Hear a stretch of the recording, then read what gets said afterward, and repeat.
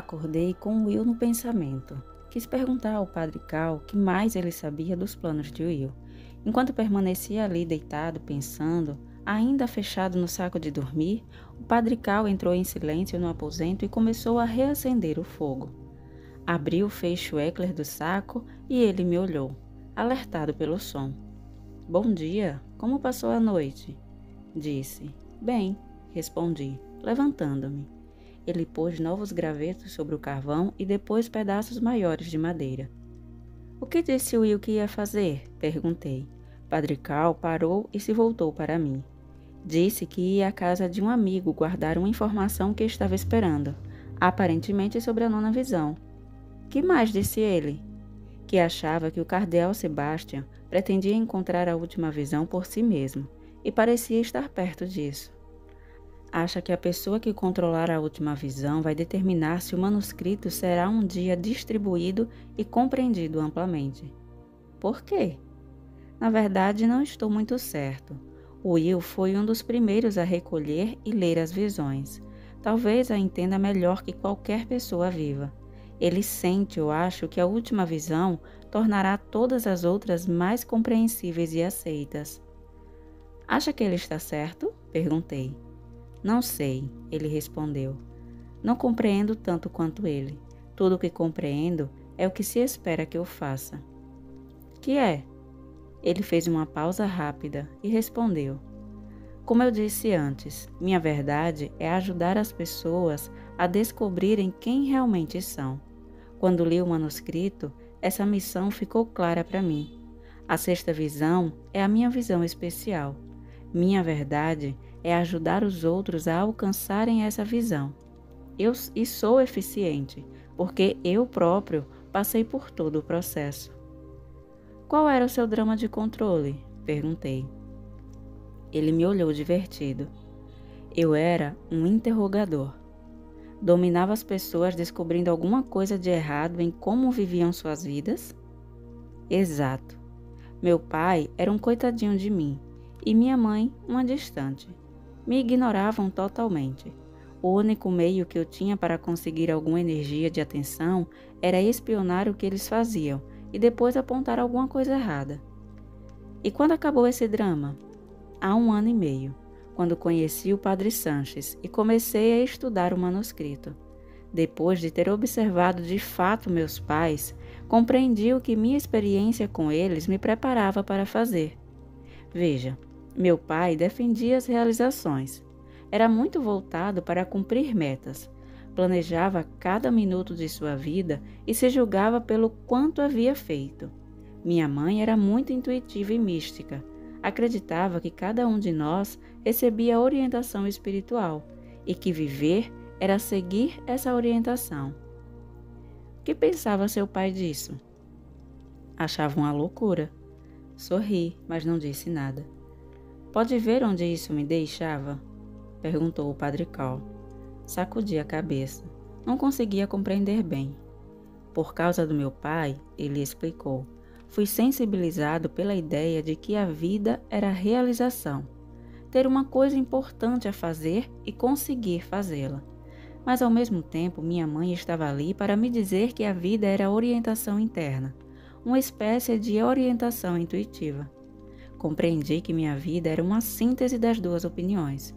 Eu tentava descobrir como somos guiados internamente para a missão que só nós podemos cumprir, sabendo que era de suprema importância seguir essa missão para nos sentirmos felizes e completos." Concordei com a cabeça. "E", ele prosseguiu, "você pode ver por que fiquei emocionado com a sexta visão. Assim que a li, percebi que meu trabalho era ajudar as pessoas a se esclarecerem, para poderem desenvolver esse sentido de propósito." "Sabe como Will entrou nesse caminho?" "Sim, ele partilhou algumas dessas informações comigo. O drama de Will era ser distante, como o seu. Também, como no seu caso, o pai e a mãe eram interrogadores e tinham uma forte filosofia que queriam que ele adotasse. O pai de Will era um romancista alemão que afirmava que o destino último da raça humana era aperfeiçoar-se. Jamais defendeu nada além dos mais puros princípios humanitários, mas os nazistas usaram sua ideia básica de perfeição para ajudar a legitimar o criminoso extermínio de raças inferiores. A corrupção de seu tema destruiu o velho e o levou a se mudar para a América do Sul com a mulher e Will. Ela era uma peruana criada e educada nos Estados Unidos. Também era escritora, mas essencialmente oriental em suas crenças filosóficas. Afirmava que a vida era alcançar uma revelação interna, uma consciência superior, caracterizada pela paz de espírito e o desprendimento das coisas do mundo. Segundo ela, a visão não era a perfeição, era livrar-se da necessidade de aperfeiçoar qualquer coisa, de ir a qualquer parte. Vê onde isso deixou Will? Balancei a cabeça. Foi deixado, continuou o Padre Cal, numa posição difícil. O pai defendia a ideia ocidental de trabalhar pelo progresso e a perfeição, e a mãe abraçava a crença oriental em que a vida era alcançar a paz interior, nada mais. Essas duas pessoas tinham preparado Will para trabalhar na integração das principais diferenças filosóficas entre a cultura oriental e a ocidental, embora ele não soubesse disso a princípio. Primeiro se tornou um engenheiro dedicado ao progresso, e depois um simples guia em busca da paz, levando as pessoas aos locais belos e emocionantes desse país. Mas a busca do manuscrito despertou tudo isso nele. As visões falam diretamente à sua questão principal. Refreiam que os dois pensamentos, oriental e ocidental, podem ser integrados numa verdade superior. Mostram que o Ocidente está certo em sustentar que a vida é progresso, evoluir para alguma coisa superior. Mas o Oriente também está certo ao enfatizar que temos de abandonar o controle com o ego. Podemos progredir usando apenas a lógica. Temos de alcançar uma consciência mais plena, uma ligação mais íntima com Deus, pois só então nossa evolução para alguma coisa melhor poderá ser orientada por uma parte superior de nós mesmos. Quando Will começou a descobrir as visões, toda a sua vida passou a fluir. Conheceu José, o padre que primeiro encontrou o manuscrito e mandou traduzi-lo. Logo depois disso, conheceu o dono de Viciente e ajudou a iniciar a pesquisa lá. E mais ou menos na mesma época conheceu Júlia, que tinha negócios, mas também guiava pessoas nas florestas virgens. Era com Júlia que Will tinha mais afinidade. Os dois se deram bem de imediato pela semelhança nas questões que perseguiam. Júlia foi criada com um pai que falava de ideias espirituais, mas de uma maneira inconstante e fragmentada. A mãe, por outro lado, era uma professora universitária de retórica, uma debatedora, que exigia pensamento claro. Naturalmente, Júlia se descobriu querendo informação sobre espiritualidade, mas insistindo em que fosse inteligível e precisa. Will queria uma síntese entre o Oriente e o Ocidente que explicasse a espiritualidade humana, e Júlia queria que essa explicação fosse perfeitamente clara. Alguma coisa no manuscrito proporcionou isso aos dois. O café está pronto, Sanches chamou da cozinha. Voltei-me surpreso. Eu não percebera que Sanches se levantara. Sem continuar a conversa nem mais um pouco, o Padre Cal e eu nos juntamos a ele na refeição de frutas e cereais. Depois disso, o Padre Cal me chamou para dar um passeio nas ruínas com ele. Aceitei, desejando muito voltar lá mais uma vez. Olhamos os dois para o Padre Sanches e ele delicadamente recusou, explicando que precisava descer a montanha para dar alguns telefonemas. Do lado de fora, o céu estava transparente e cristalino, e o sol brilhava sobre os picos. Caminhamos alegremente. Acha que existe algum meio de entrar em contato com Will? Perguntei. Não. Ele não me disse quem eram seus amigos. O único meio seria ir de carro até Iquitos, uma cidade perto da fronteira ao norte, e acho que isso poderia ser arriscado no momento. Por que lá? Perguntei. Ele disse que achava que sua busca o levaria a essa cidade. Há muitas ruínas próximas de lá, e o cardeal Sebastião tem uma missão nas proximidades. Acha que Will vai encontrar a última visão? Não sei. Caminhamos em silêncio durante vários minutos, e então o Padre Cal perguntou: Já decidiu o rumo pessoal que vai tomar? Que quer dizer? O Padre Sanches disse que a princípio você falava em voltar imediatamente para os Estados Unidos, mas depois pareceu mais interessado em explorar as visões. Como se sente agora? Em situação precária, eu disse, mas por algum motivo quero continuar. Pelo que sei, um homem foi assassinado ao seu lado. Exato. E ainda assim você quer ficar? Não. Quero dar o fora, salvar minha vida, mas aqui estou. O que acha que isso significa? Ele perguntou. Analisei a expressão dele. Não sei. Você sabe? Lembra-se em que ponto interrompemos nossa conversa ontem à noite? Lembrei-me em todos os detalhes. Tínhamos descoberto a questão que meus pais deixaram para mim: encontrar uma espiritualidade que nos eleve, que nos dê um senso de aventura e plenitude. E você disse que se eu olhasse de perto como minha vida evoluiu, essa questão a poria em perspectiva e esclareceria o que ocorre comigo agora. Ele sorriu com um ar de mistério. Sim, segundo o manuscrito, esclarecerá. Como se dá isso? Cada um de nós tem de observar os pontos importantes em nossa vida e reinterpretá-los à luz da nossa questão evolucionária. Balancei a cabeça sem compreender.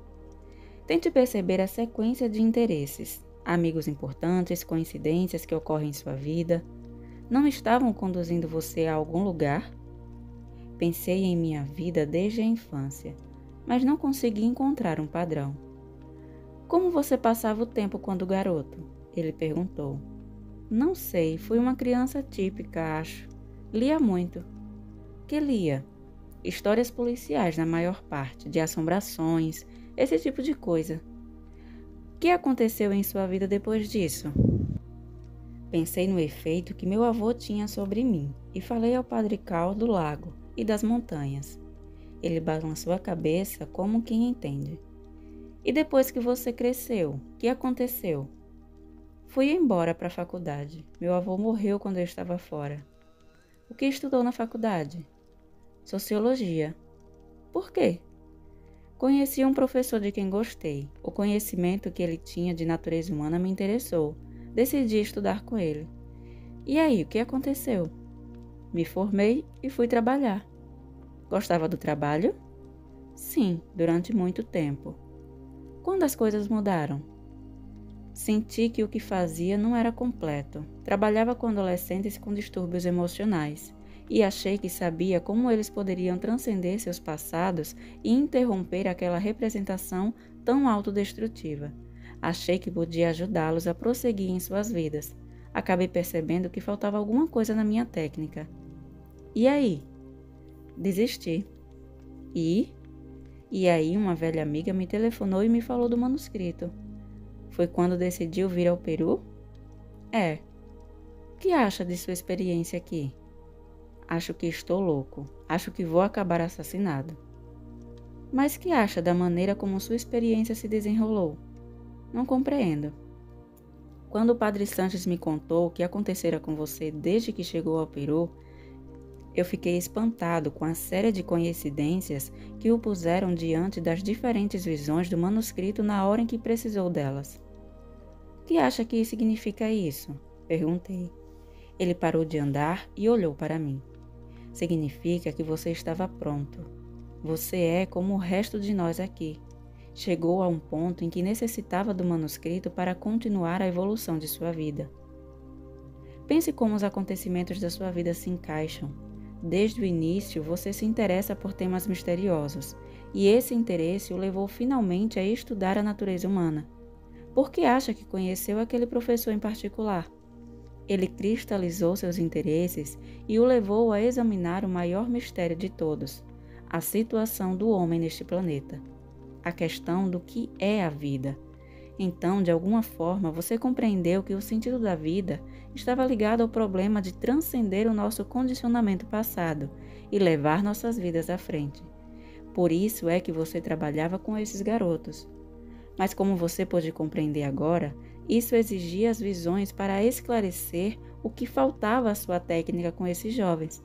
Para que as crianças com distúrbios emocionais evoluam, tem de fazer o que todos nós temos de fazer: nos ligar em energia suficiente para devassar o intenso drama de controle delas, aquilo que você chamou de representação, e seguir adiante no que revela ser um processo espiritual, um processo que você vem tentando entender a vida toda.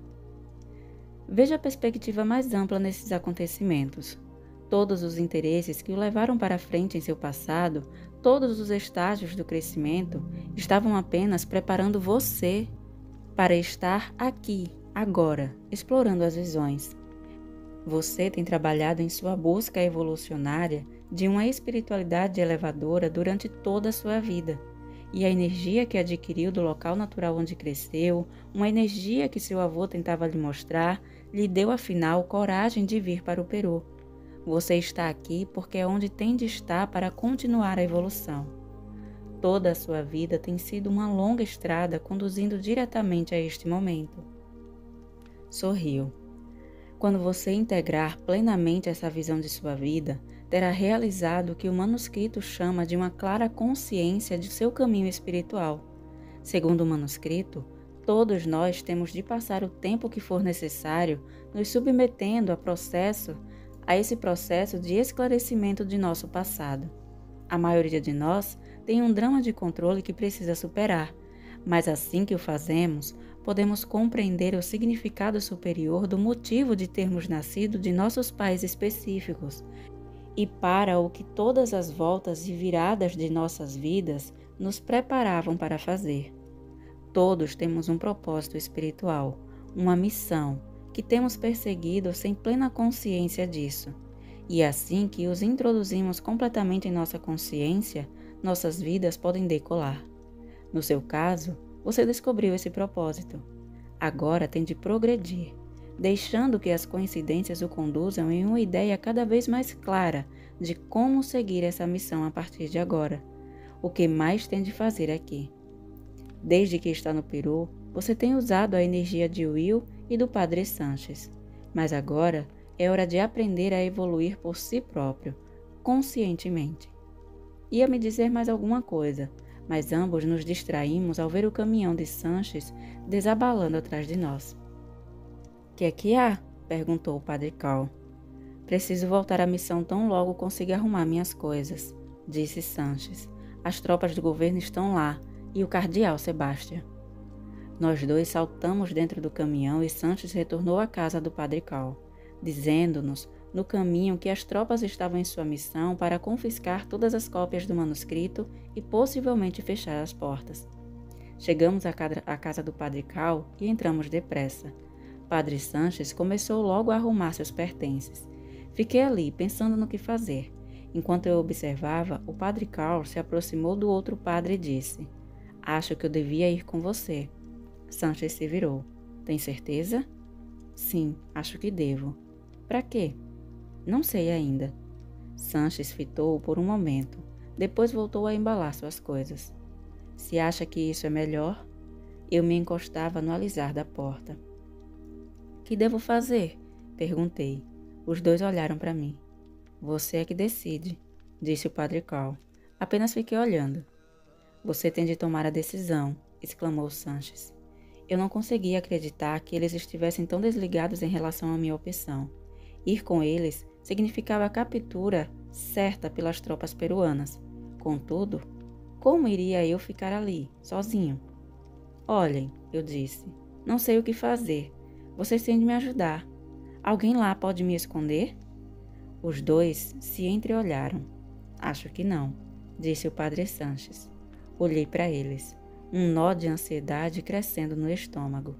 Padre Carl sorriu e me disse: "Mantenha o equilíbrio. Lembre-se de quem você é." Sanches foi até uma mochila e tirou um folheto.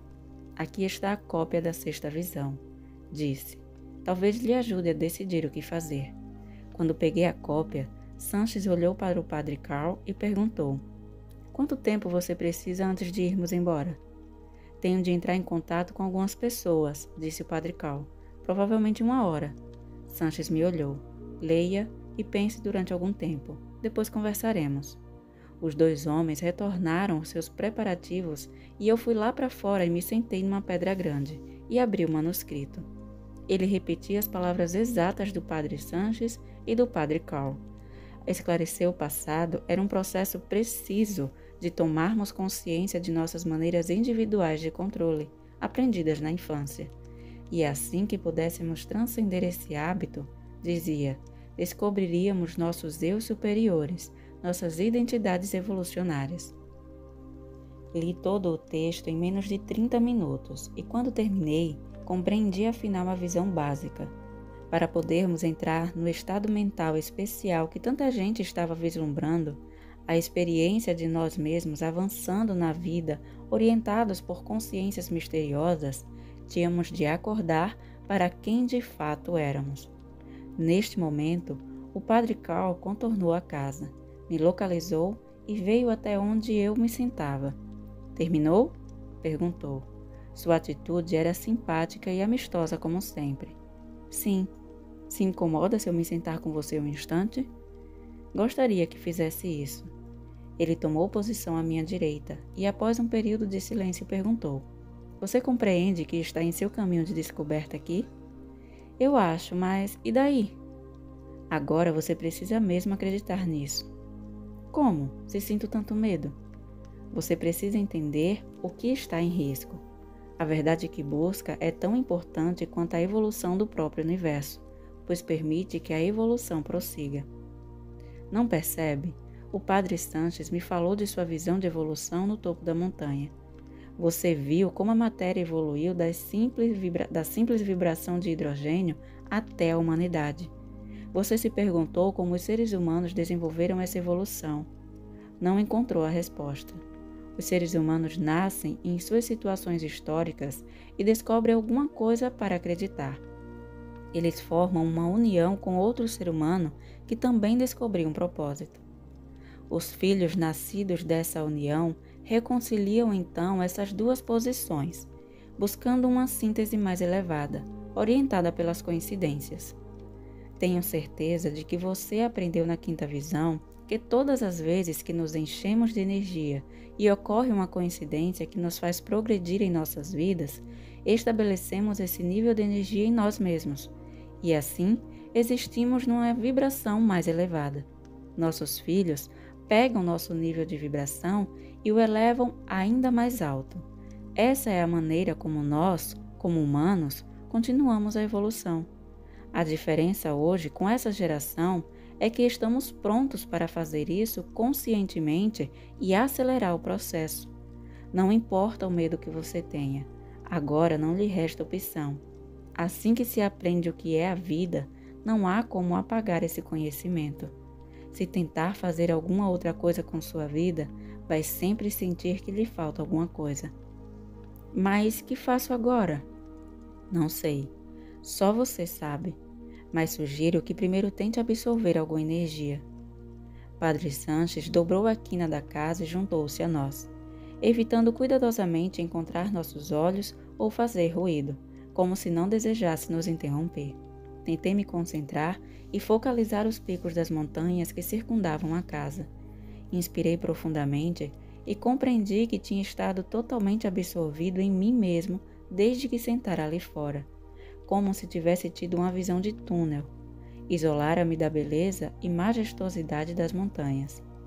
Enquanto olhava aos arredores, tentando apreciar conscientemente o que via, comecei a sentir aquela sensação agora conhecida de proximidade.